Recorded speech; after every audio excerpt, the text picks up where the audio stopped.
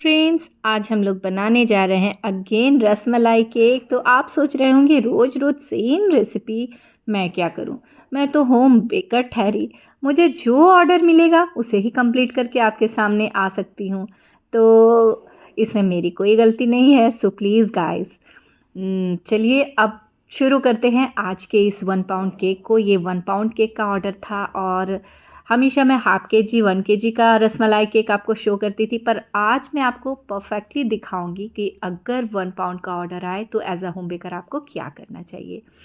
यहाँ सबसे पहले 100 ग्राम मैंने लिया था केक प्रीमिक्स और उसे मैंने केसर मिल्क के साथ एक रिबन कंसिस्टेंसी वाली बैटर को कर लिया तैयार। चूँकि ये रसमलाई केक है, इसमें गया था इलायची पाउडर और इस तरह से आपको दिख रहा होगा एकदम पतली सी लेयर है हमारे स्पॉन्ज की। तो हमें चाहिए सिर्फ 1 पाउंड केक, पर होम बेकर है, 1 पाउंड का ऑर्डर है, देंगे ज़्यादा ही तो आज का भी ये केक कुछ इसी तरह से आधा केजी से ज़्यादा ही तैयार होगा, क्योंकि हमारे स्पॉन्ज का वज़न, फिर रसमलाई का वज़न, फिर व्हिपिंग क्रीम का वज़न, तो इस तरह से सारी चीज़ें आपस में कंबाइंड होकर बढ़ ही जाएगी।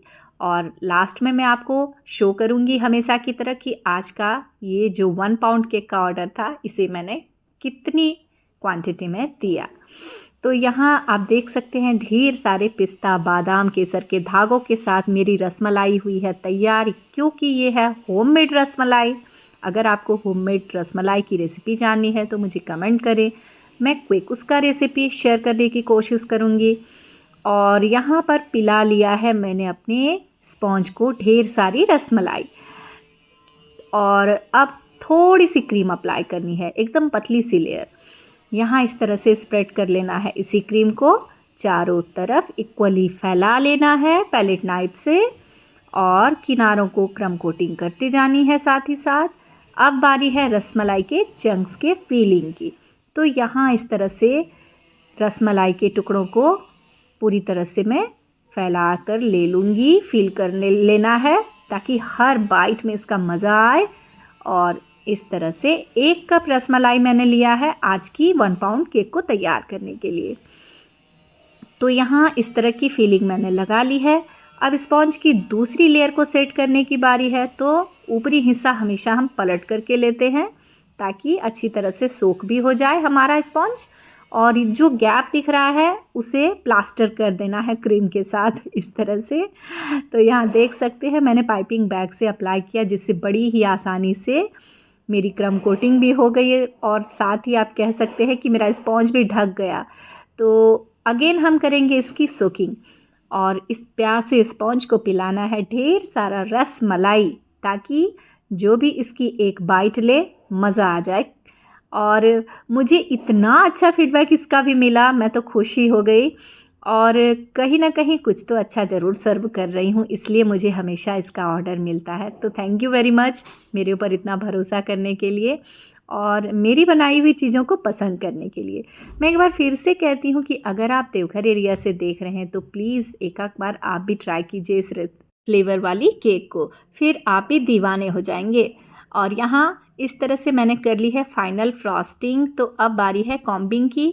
मैंने आज टॉल केक वाली कॉम्ब का यूज़ किया और ऊपर में जो ये एक्स्ट्रा क्रीम दिख रहा है इसे काट काट के हटा लेना है। मैंने प्लास्टिक कार्ड से इसे काट काट कर हटा लिया और क्योंकि मुझे बनाना है 1 पाउंड केक, तो अब मैं इसकी डेकोरेशन लगाऊंगी, यानी अपने रसमलाई केक का श्रृंगार करना है। तो साफ़ कर लिया मैंने साफ़ सुथरे टॉवल से और अब गुलाब की कुछ पंखुड़ियाँ ले रही हूँ। ये मेरे घर के गमले की गुलाब की पंखुड़ियाँ हैं, जिसे मैंने बड़ी अच्छे से धो के पोंछ के सुखा के रखा था।